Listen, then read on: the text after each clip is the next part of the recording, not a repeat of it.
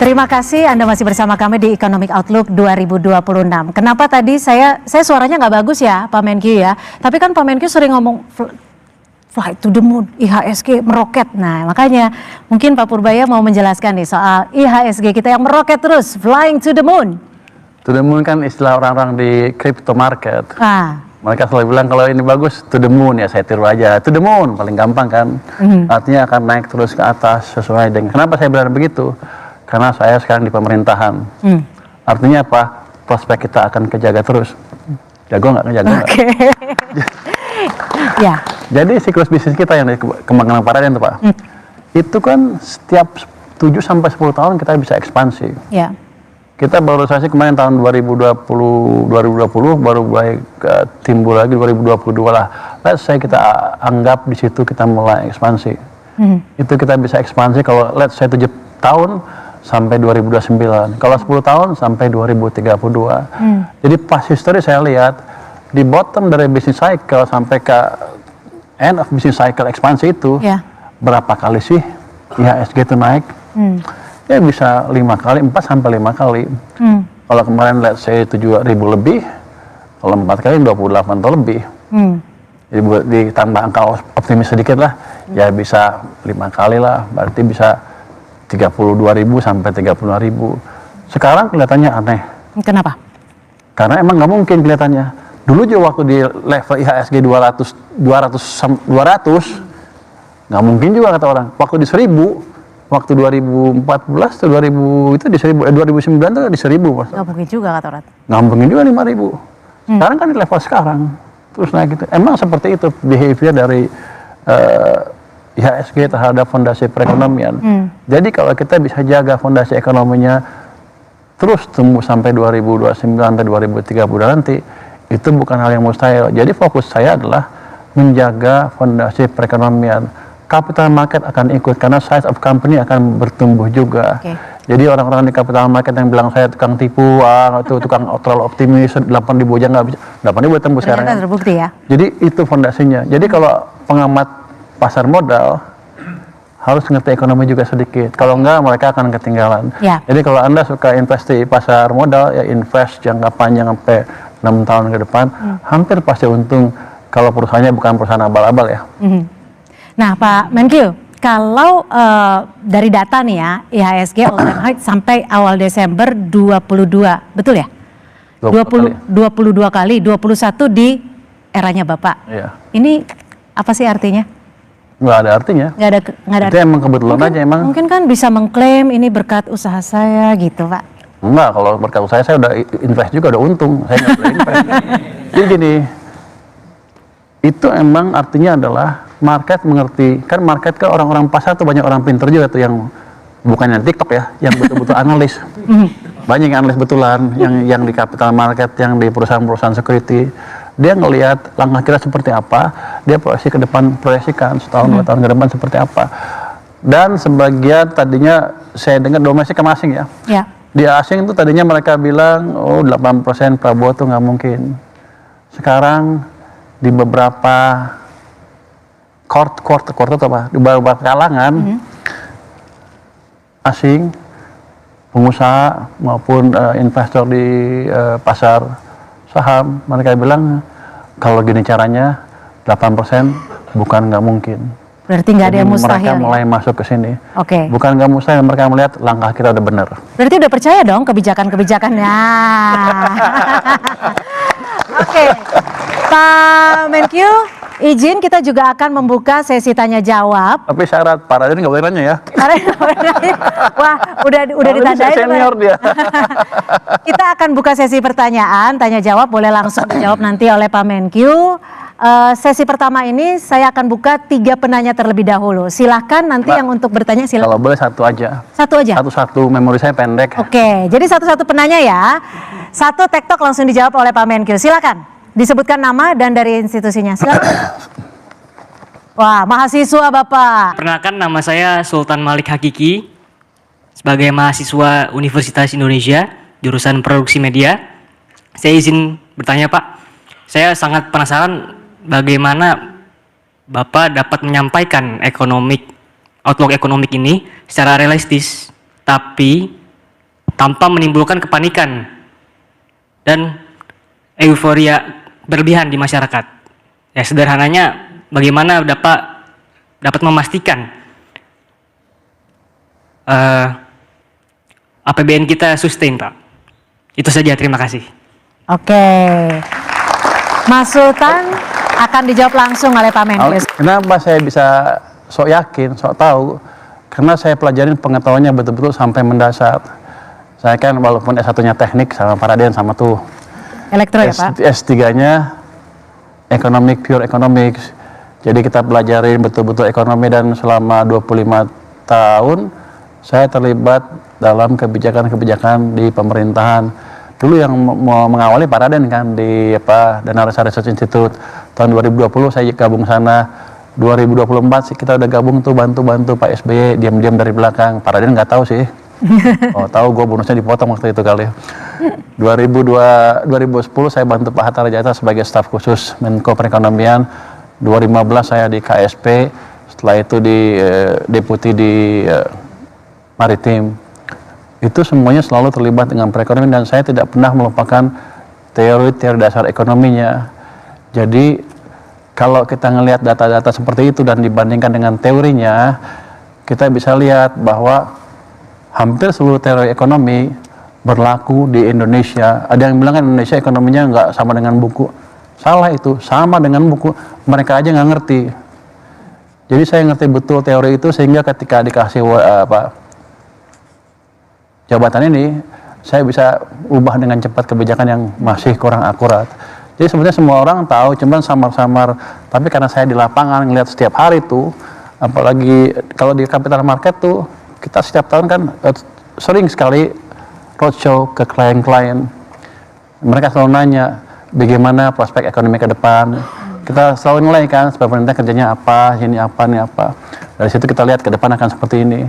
Dan itu kalau salah dimarahin, karena bulan depannya saya kesana lagi, kalau salah pasti digebukin kan. Itu domestik sama asing sama, asing itu paling kan 6 bulan sekali. Jadi kita terlatih membaca ekonomi, meramalkan dan memprediksi kebijakan apa yang pas dan teori-teori apa yang pas. Jadi kenapa penjelasan saya seperti gampang? Memang ilmu ekonomi ilmu yang sederhana. Sebenarnya seperti behavior Anda aja, seperti apa di pasar. Kalau ada ekonomi yang ngomongnya kusut, dia mungkin nggak ngerti. Jadi Anda kalau lihat, mau dengar pandangan ekonomi yang betul, dengar orang yang betul kayak saya, Pak Raden dan lain-lain. Jangannya agak abal-abal, pasti ilmunya abal-abal. Jadi itu sebenarnya kunci yang utama adalah kita ngerti seperti apa ilmunya sampai ke bawah-bawah banget. Udah nggak ada lagi, udah saya habisan sampai S3 tuh. Jadi itu kuncinya. Anda kalau mau itu di bidang Anda juga bisa, seperti itu di bidang Anda ya. Pelajarin pengetahuannya sampai dalam-dalam sampai habis. Itu mungkin Pak. Oke. Baik, sudah cukup puas ya Mas Sultan ya. Oke, mungkin ada penanya lagi? Silakan. Oh, yang mana dulu nih? Ada Bapak di depan, ada mahasiswa. Silakan teman-teman panitia mohon dibantu. Silakan Pak. Baik, terima kasih Pak Menteri Purbaya. Saya Adi Lukman, Ketua Bidang Industri Manufaktur Apindo. Kami dari industri manufaktur ini kontribusi terhadap PDB cukup besar, 17,39, tapi sedikit menurun dibanding tahun-tahun sebelumnya. Nah, tentunya kami banyak mengalami masalah dan kami sebenarnya sudah cukup merasakan mulai ada purbaya efek ini, sudah mulai sedikit merasakan purbaya efek, sehingga kami sangat optimis Bapak terkait dengan kebijakan Bapak terkait dengan kewenangan di moneter dan fiskal. Kami berharap Bapak bisa mensinkronkan kebutuhan industri terhadap bahan baku dan produk jadi. Seperti yang kami sampaikan yang lalu bahwa bahan baku ini semakin sulit diperoleh, kena biaya masuk, sementara produk jadi semakin mudah masuk dan biaya masuknya nol karena kena FTA, CEPA dan lain sebagainya. Nah, tentunya ini perlu kebijakan yang tepat dari Bapak untuk memformulasikan sehingga kita bisa mendorong industri manufaktur ini sebagai kontributor utama di dalam pencapaian ekonomi, pertumbuhan ekonomi 8%. Di samping itu juga kebijakan terkait dengan industri yang akan masuk dengan yang sudah ada. Ya. Jadi kita sangat menghargai ini agar industri yang sudah ada tetap perlu dijaga supaya kompetitif, berdaya saing, dan tapi Bapak bisa mengundang industri-industri baru untuk masuk ke Indonesia dengan mungkin dengan karpet merah, tapi tetap menjaga industri yang ada. Demikian Pak Menteri, terima kasih. Jadi intinya butuh bunga kredit perbankan lebih turun ya Pak ya? Ya. Pak Ade Lukman keluh kesah nih. Curcol, aji mumpung. Curcol Pak. Saya begini Pak, ya industri manufaktur kita nggak bisa lupakan.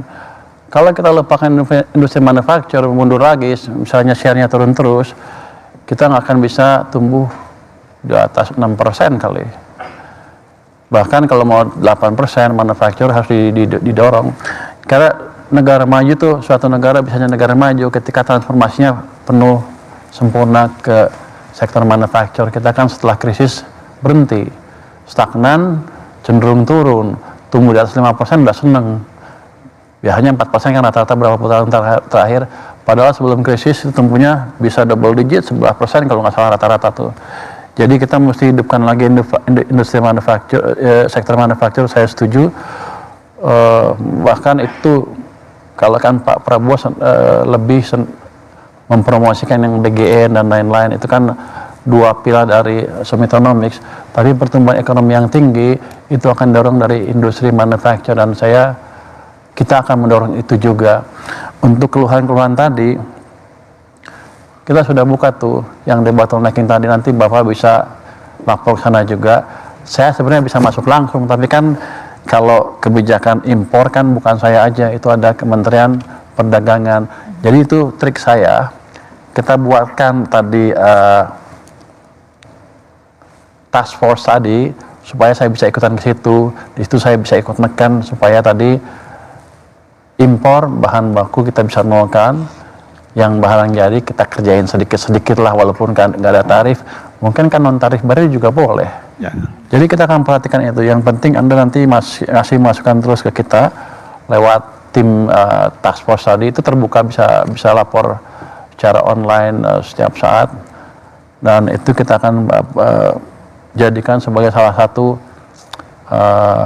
pendobrak keterlambatan hambatan di industri manufaktur, dan keterlambatan kita mentransformasikan lebih lanjut perekonomian kita. Terima kasih. Ya, terima kasih Pak Menteri. Baik, terima kasih Pak Ali Lukman dari Apindo. Selanjutnya silakan. Ya. Oh, sudah ada mahasiswa lagi.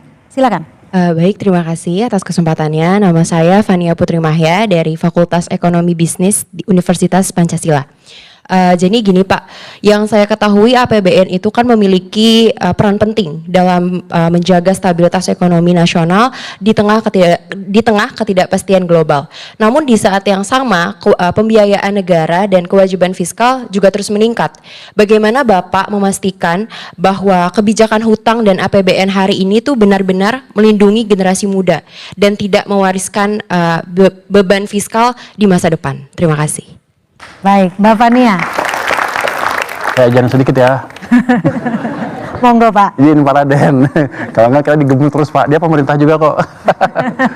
Jadi, utang itu, tadi saya bilang kan, fiskal untuk kontrasiklikal kan, kalau lagi itu didorong, kalau lagi cepat bisa direm sedikit, dinaikin pendapatan pajaknya, devisa dikurangin atau dibuat surplus.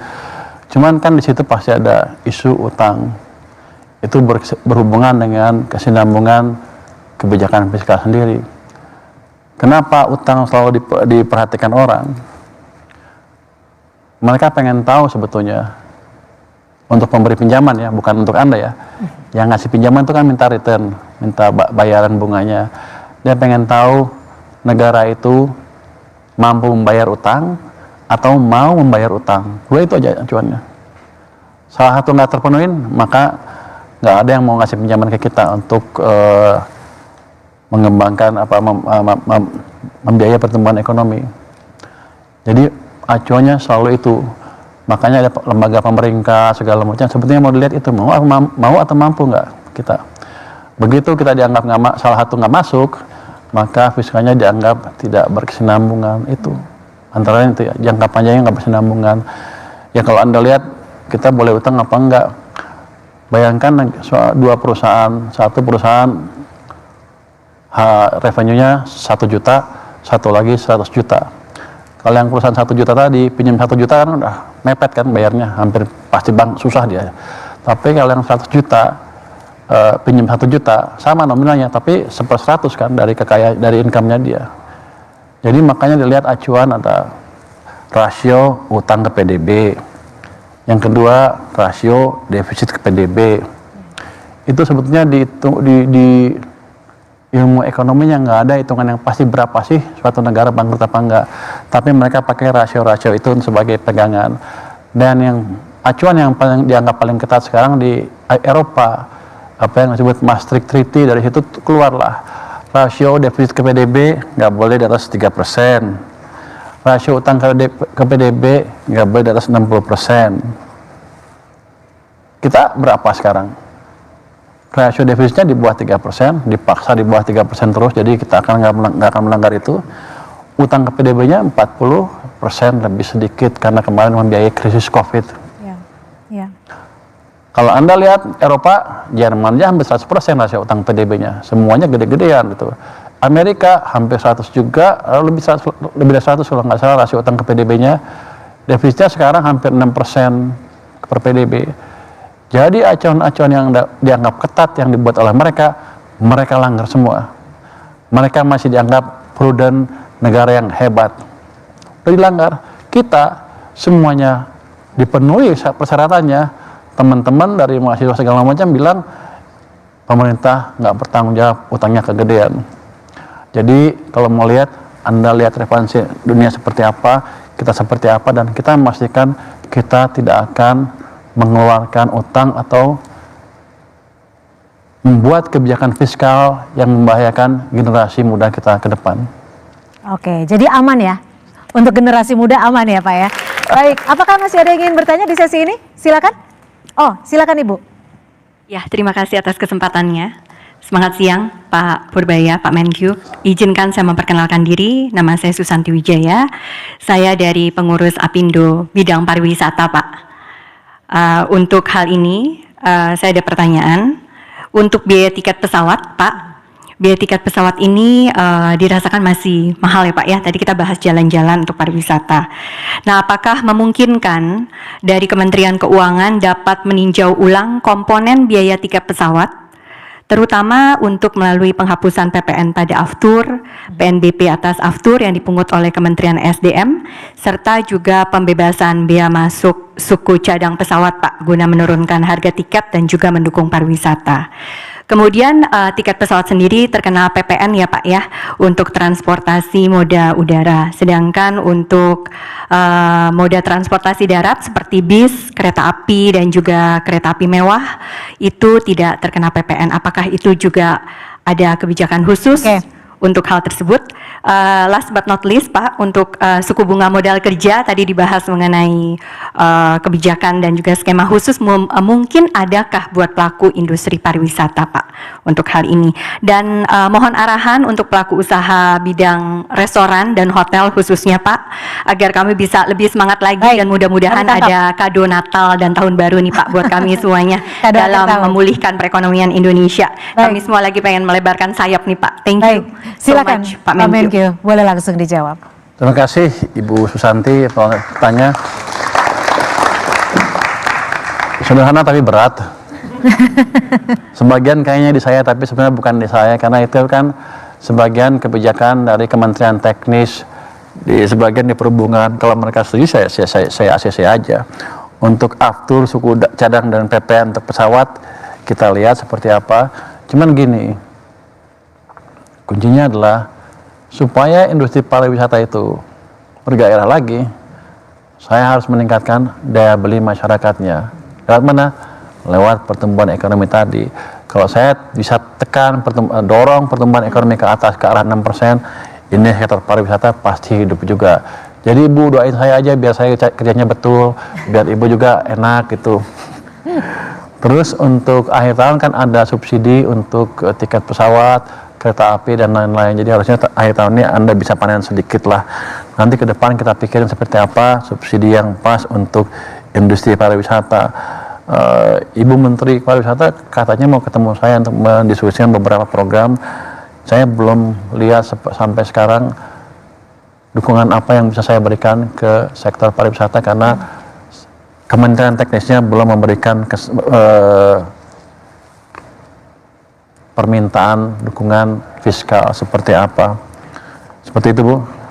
Kalau untuk suku bunga ya modal kerja kan masih turunnya pelan ya. Saya coba gelontorin uang sekian ratus triliun, 276 triliun ke perekonomian, dampaknya cuma paling berapa 0, sekian persen ke suku bunga pinjaman. Nanti saya pastikan ke depan kalau saya ada uang lagi di pemerintah, punya pemerintahan di bank sentral, saya akan gelontorkan lebih banyak lagi ke perekonomian supaya likuiditasnya bertambah dan bunga turun terus ke depan. Ini nanti akan kita diskusikan juga dengan bank sentral supaya kebijakan lebih sinkron, supaya suku bunga di pasar lebih baik lagi dibanding yang sekarang ya. Mungkin itu, Pak. Untuk hotel dan restoran gimana, dulu udah pernah dikasih kan ya Pak, yang ditanggung pemerintah itu kita bebaskan kan, pendapatan ditanggung pemerintah kita naikkan untuk sektor hotel dan restoran. Nanti kita akan lihat kebijakan apa lagi yang bisa mendorong pariwisata, utamanya hotel dan restoran. Tapi utamanya ketika ekonomi lebih cepat, harusnya lebih bagus sekarang. Pasti Ibu udah ngerasain deh. Saya pernah datang ke hotel di Surabaya. Waktu saya diangkat pertama, dia bilang tingkat hunian cuma 30%, mereka sampai bangkrut kira-kira, dia bilang gitu kan. Begitu 2 bulan lagi saya ke sana, udah happy dia ketemu saya di sana. Pak, udah bagus, 85% rata-rata, kadang-kadang penuh. Dampaknya bukan hotel aja rupanya, supplier hotel juga diuntungkan. Pedagang sayur, pedagang beras, pedagang ikan, untung semua. Dari situ kita lihat bahwa shock yang saya berikan kemarin ada dampak positif ke sistem perekonomian. Dengan itu saya lebih gampang lagi meyakini presiden saya untuk memberi shock tambahan ke perekonomian nanti. Jadi harusnya ke depan akan lebih baik lagi. Apalagi kalau tumbuh di atas 6%, harusnya Ibu akan happy. Tapi jangan lupa ingat saya, Bu ya. Harus diingat ya Bu Santi ya. Oke, terima kasih Bu Santi. Pak Menkyu, kalau kita bicara dari gebrakan-gebrakan Pak Menkyu, ada 2 yang saya ingat. Soal 200 triliun yang diserahkan ke Himbara, tambah 76 triliun lagi ya Pak ya? Ya. Dan gebrakan kedua ini X-ray di Bea Cukai. Nah, soal X-ray ini seberapa besar sih nanti keuntungan negara yang bisa dirasakan dari teknologi baru ini? Kita bukan terapkan X-ray-nya saja. X-ray itu di pelabuhan Tanjung Priok kita taruh, sekarang udah 8, mau kita tambah 1 lagi ada 9. Di semua pelabuhan nanti akan kita pasang fasilitas yang sama. Tapi bukan itu yang penting. Di situ ada teknologi AI yang kita terapkan nanti, dari X-ray langsung datanya apa ketahuan, dengan data digital yang lain ya. Nanti langsung dibandingkan oleh AI dengan harga standar, barang standar segala macam. Nanti kelihatan mereka ngibul apa enggak dalam waktu hitungan sekian menit udah kelihatan. Dan nanti kalau barangnya beda harganya dengan yang seharusnya, yang memutuskan harga seharusnya berapa bukan lagi di pelabuhan Tanjung Perak atau Tanjung Mas atau di Medan atau di Tanjung Priok, tapi akan kita tarik ke pusat kantor Bea Cukai. Nanti ada sistem yang bagus sekali di sana yang pakai AI yang sedang dikembangkan. Dalam 2 minggu mereka kembangkan sudah lumayan bagus. Saya pikir sih Februari Maret udah bisa dikembangkan dengan diterapkan dengan sepenuhnya sehingga income kita akan lebih bagus. Yang 2 minggu kemarin aja dari 154 pemberitahuan impor PIB, kita dapat income tambahan 1 miliar. 1 miliar? 1 miliar sebentar tuh. Jarak waktu berapa lama nih Pak Menkyu? Itu 2 hari. 2 hari? 2 hari. Oke, jadi ada target tidak, inovasi ini menambah penerimaan negara berapa besar? Pertama kalau pikir saya kalau kita pukul rata mungkin akan dapat 1 triliun lah setahun ya. Tapi bukan itu. Begitu orang tahu, orang juga tidak akan. Itu akan kedeteksi. Nanti itu kalau mesin 1 triliun, kalau saya turun tangan saya hajar nanti lebih besar lagi dari itu. Tapi begitu itu terdeteksi, mereka akan takut. Jadi lapornya akan betul sehingga income saya yang resmi akan naik dengan cepat. Mungkin pertama dari itu temuannya akan naik, income dari temuan naik segitu, tapi habis itu turun. Tapi yang pendapatan yang asli, yang biasa, yang jalur normal akan naik kencang. Saya pikir sih akan lebih akan amat besar dampaknya ke pendapatan kita dari cukai. Dan yang penting adalah itu adalah bukti bahwa langkah Departemen Dirjen Bea Cukai memperbaiki keadaan di sana. Karena mereka sudah saya ancam, kalau setahun nggak bisa beres, Dirjen Bea Cukai akan dibubarkan, 16.000 pegawai akan dirumahkan, mungkin nggak dibayar. Jadi ini credible threat, saya nggak pernah main-main soalnya. Ini ngomongnya serius tuh. Iya, ini ngomongnya serius. Saya juga jadi ikut deg-degan nih. Jadi karena itu bukan orang bea ancaman cukai. serius, tapi Bea Cukai sepertinya orangnya banyak yang bagus juga. Kita akan pilih yang bagus-bagus nanti. Jadi mereka bilang, oke, kalau gitu kita akan perbaiki. Tapi karena mereka nggak ada pilihan. Kalau mereka bilang saya nggak memperbaiki, besoknya gue berhentiin semuanya. Itu jitu ya, Pak Menkyu ya. Nah, kalau yang 200 triliun tambahan 76 triliun ke Himbara, update-nya gimana nih Pak Menkyu? Itu sebagian besar sudah disalurkan. Tapi kan sebagian gini, itu kan sebetulnya kebijakan pancingan. Untuk moneter juga turun tangan. Moneter masih malu-malu turun tangannya kelihatannya. Nggak tahu Pak Raden udah tegang tuh ngeliat saya ngomong apa nih Pak Raden ya. Mesti hati-hati ngomongnya katanya. Tapi begitu, itu hanya kebijakan pancingan. Sebenarnya yang saya kerjakan adalah seperti fiskal menjalankan kebijakan moneter. Ya. Dan berhasil. Harusnya itu jadikan contoh yang sebelah sana untuk ikut juga. Oke. Jadi trigger positif ya? Trigger positif. Tapi kalau nggak bisa ya kita akan kerjakan lagi ke depan. Kalau perlu saya taruh uangnya bukan di BI tapi di perbankan. Akan lebih efektif atau bagaimana? Akan lebih efektif. Karena? Karena saya akan awasin terus banknya ngalurin kemana, dan kementerian-kementerian juga yang lain juga akan saya monitor uangnya dikemanakan. Nah, ini kan katanya di Komisi 11 Bapak mempunyai kewenangan untuk memonitor. Tadinya saya dilarang kan, dia bilang begitu saya datang ke kementerian lain, bilang Menteri Keuangan jangan ikut campur urusan kementerian lain. Tapi sekarang berbaik hati, mereka bilang Menteri Keuangan sekarang boleh masuk ke semua kementerian. Dilihat dari politik anggarannya, kita mesti memastikan uang yang dipakai tepat sasaran. Jadi sekarang saya dikasih pedang oleh Komisi 11 untuk gebukin orang-orang itu. Tapi Bapak willing melakukan itu? Willing melakukan itu? Sejauh langkah itu dilakukan untuk memastikan anggaran dibelanjakan tepat waktu, tepat sasaran, nggak bocor, saya akan lakukan itu. Karena kan talon saya besar. Tahun depan di atas 6% atau lebih lah.